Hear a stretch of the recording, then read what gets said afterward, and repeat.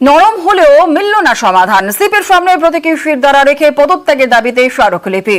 সদুত্তর না মেলায় কর্মবিরতি বহাল। আর 22 ঘন্টা পর রাজপথ থেকে আন্দোলন উঠলেও প্রতিবাদ কর্মসূচি জারি রাখবেন জুনিয়র ডাক্তাররা। বৈঠক তো ফলপ্রসূ হয়নি। যে ঘটনা ঘটে গিয়েছিল 9 তারিখ, 12 তারিখ, 14 তারিখ, এই সমস্ত বিষয়ে তাদের উদাসীনতা, তাদের ব্যর্থতা নিয়ে আমরা প্রশ্ন তুলেছিলাম এবং সেই প্রশ্নের কোনো সদুত্তর ওনারা কেউ দিতে পারেননি এবং বেশ কিছু ক্ষেত্রে ওনারা চুপ থেকেছেন এবং দায় মেনে নিয়েছেন যে হ্যাঁ আমরা ব্যর্থ হয়েছি।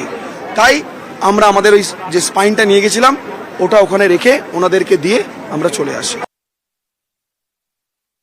আজকে আমরা এখান থেকে উইথড্র করছি, কিন্তু 5 দফা দাবিতে আমাদের যে আন্দোলন ছিল সেই 5 দফা দাবিতে আমাদের আন্দোলন চলছে। আমরা কালকে আমাদের যে পরবর্তী কর্মসূচি আছে বিচার পেতে আলোর পথে।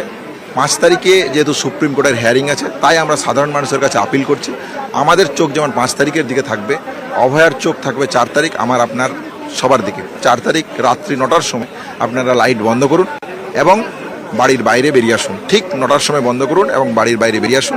আপনারা আপনাদের মতন করে, নিজেদের মতন করে মানববন্ধন করুন, মোমবাতি জ্বালান, প্রদীপ জ্বালান, জ্বালিয়ে অভয়ের বিচারের দাবিতে সুরকে আরো ত্বরান্বিত করুন।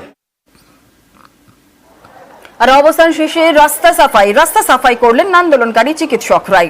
সোমবারই লালবাজার পর্যন্ত যেতে না দেওয়ায় অবস্থান বিক্ষোভ। আর ফিয়ার্স লেনে অবস্থানে বসেন আন্দোলনকারী চিকিৎসকরা। আর অবস্থান শেষে রাস্তা সাফাই করলেন আন্দোলনকারী চিকিৎসকরা নিজেরাই।